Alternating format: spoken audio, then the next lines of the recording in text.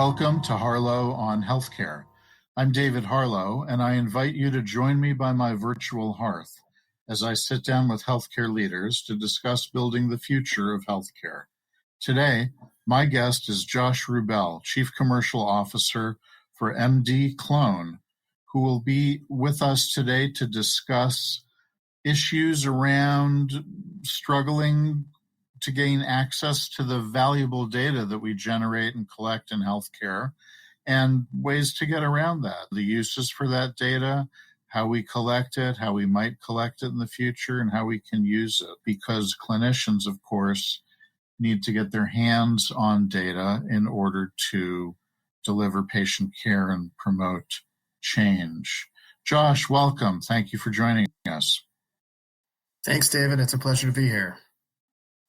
So in addition to our shared passion regarding health IT and tools that we can use to improve healthcare, I note that we also share earlier passions in life around history. I understand you studied history in poli-sci. I studied history and literature.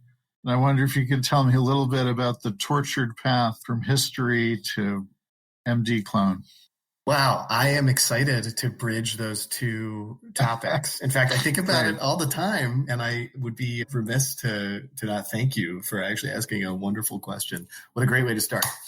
So the things you learn in a classroom around history and around political science often revolve around systems, how people and how institutions behave. You start with incentive structures, maybe you start with objectives.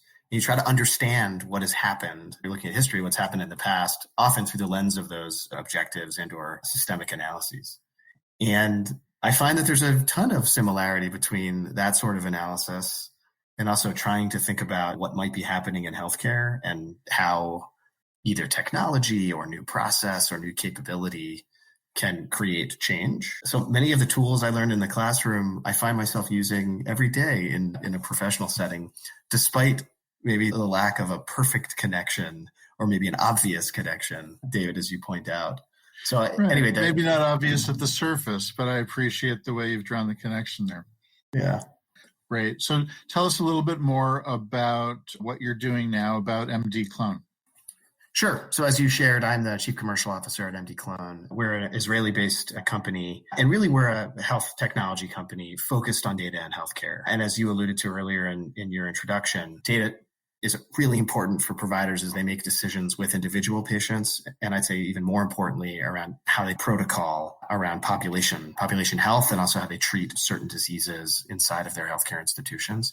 Data is pivotal in getting to better, smarter, and faster, because almost all healthcare provider decision-making is data-driven, defining kind of what works and what may not work in terms of process improvement.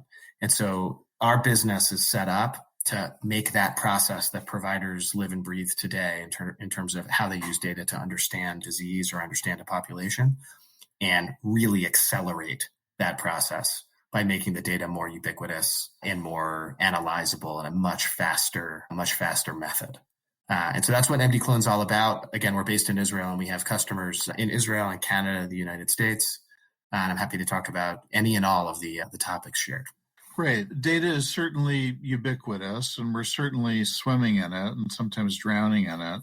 And the challenge, of course, is to move from data to information to knowledge, right? Data alone isn't going to solve our problems. So where are you and where's your company involved in that evolution or the journey that the data must travel to be useful? Yep. So the journey starts with organizations and people who have interesting needs and interesting questions that they need to answer around improving performance or improving quality or improving economic activity. And you're right, data is a fundamental building block, but it's not the goal. The goal is those organizations want to use data to find an insight, turn it into knowledge, and then activate their staff with that knowledge or activate the world with that knowledge to perform better, do something better. That is the path they take. The challenge that most healthcare organizations have is that the data, as you say, is enough to potentially drown. We agree. And finding a signal in that noise is difficult. In fact, empowering more staff to engage in data extraction and analysis work is also a major challenge. And the role that we fulfill is we create a way for line clinicians, nurses, service line leaders, even executives to have a direct dialogue with the data that their organizations churn out every day, all day by taking care of patients, to find those insights much faster without having to go through a complicated process of kind of analyst-driven data extraction and data science. We bring the ability to go find an insight much closer to the organizational resources who are actually providing care. And the value proposition, the reason we do that is there are many more of them than there are of the analyst class out there. So what we want is more knowledge projects. We want more volume and value of those sorts of projects. And we believe the way to get there is to enable more staff to actually engage in those projects. And that's the real mission of MDClone. So at the risk of losing the thread, because I'm not a technical guy, I'm wondering if you could give a little bit of a more concrete explanation or example of how you do that. Sounds great, but how does that actually work? You bet. So the process to get more happening at the edge, again, think about a department or a line physician or a nurse. Today, the healthcare data that you rightly said folks are swimming in, we organize all of that data inside of an institution. We organize it longitudinally. The traditional way of organizing that data are in tables. Think about a medication table or a lab table, and you'd organize lab results over time in a table, but it would just be lab data. What we do is break that structure. And instead of saying we're organizing lab results, we say we're organizing all data for patients. And we organize those data as events in a patient's timeline.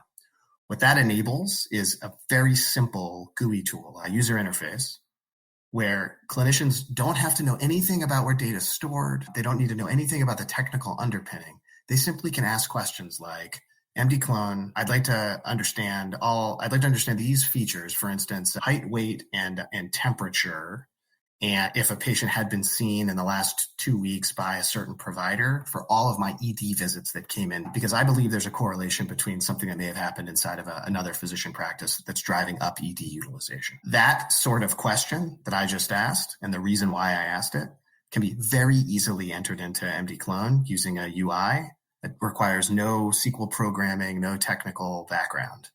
And that the data and then the analysis that you could perform to determine if there was in fact correlation between that location and my ED uptick would be very simply placed in front of whoever was asking that question. That's how we get more happening at the node or at the satellite, by making it very simple to ask and then analyze data on the fly. So what I hear you saying is that you've devised an organizational tool, an organizational system, and made it easy to interrogate. And I guess I'm wondering are there other layers that can be built here or that are built that you've rolled out in some locations that might pre-organize the data a little bit or pre-ask the questions that might be expected? Say if somebody's walking into a specialty X clinic for a follow-up visit, there'd be your typical things that you'd like to know. What happened at the last visit? What did the lab tests look like? Do you pre-populate that for a clinician in any way? We do at the use case level. There are usual suspects, as you point out, around certain disease states. For example, if a patient who presents with diabetes, there are global standards that provider organizations can use and should use to increase the probability of good outcomes for a diabetic population. You bet those are built into the platform to allow for very easy access to understand if providers are in fact practicing up to that standard. And if there are patients who maybe are below one or two of the elements in that standard, how to organize them to get them into a care management workflow so we can get them back up to the right standard. Those sorts of capabilities are inside the platform. And I would say that where things get really interesting in terms of being data-driven in healthcare, while those standards are globally accepted, generally globally accepted, there are always novel questions that people want to ask that are specific to the populations they're serving.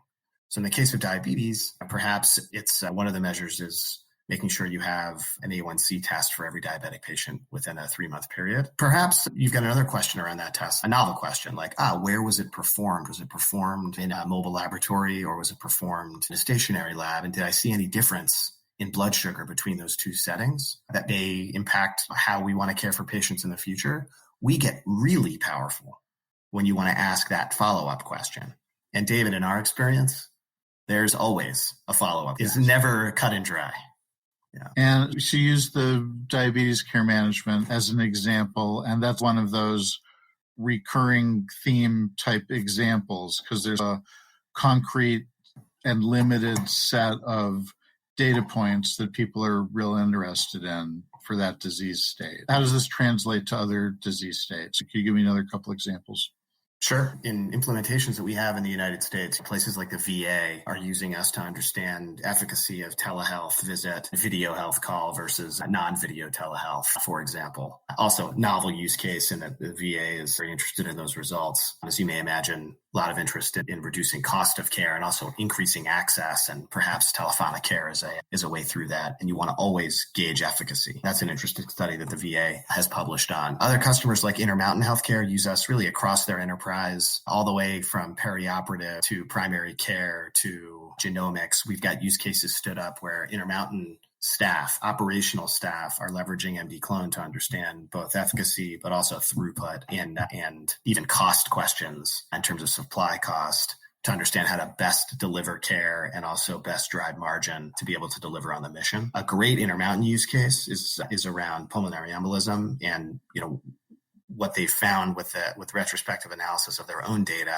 around when patients present in an ED with a blood clot and embolism, what's the right course of action depending on a series of factors. And there are 3 kind of industry understood ways to treat. You can use a device, you can use medication, or you can perform surgery.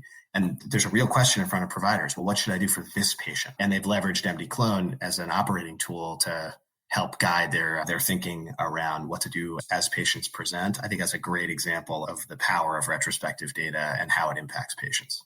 If you're just tuning in, this is Harlow on Healthcare, coming to you on Healthcare Now Radio. I'm David Harlow, and my guest today is Josh Rubel, Chief Commercial Officer for MDClone. Josh, we've talked thus far about patient data and manipulating, massaging, and extracting some meaning from patient data, whether for a particular patient or for a cohort of patients. I know that your company is also involved in work around synthetic data. So I would ask that you first define for us, when you say synthetic data, what do you mean? And then talk a little bit about why we would want it and how we use it. Sure. And I think that we've been chatting about the utility, how you could make use of more liquid, more ubiquitous healthcare data from an analysis standpoint.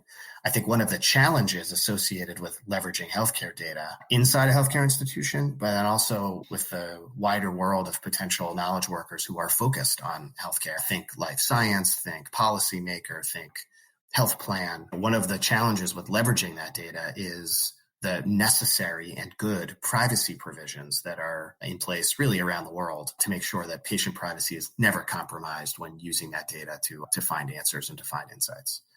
And that patient privacy building block is really sacrosanct and part of the relationship between the healthcare provider and the patient. So it's necessary, it's important that the privacy provisions that are in place are enforced. And from our perspective, there's an opportunity to leverage technology to find a way to ease through some of the regulatory requirements that are put on real patient data. David, you asked, what is synthetic data? Well, in the MDClone world, we generate, as part of any analysis, we generate data sets. If you're allowed to see those data sets as real humans, so if you're allowed to see actual real patient information, you're able to inside of our platform. And we have a unique capability that on demand, we can generate an alternative data set that tells the same story as the original data, tells the same story as the real patient data, but includes no real patient information. Instead, it is a fictional data set whose shape and contours mimic the original data set, but it includes no real patient information. It is entirely populated by fictional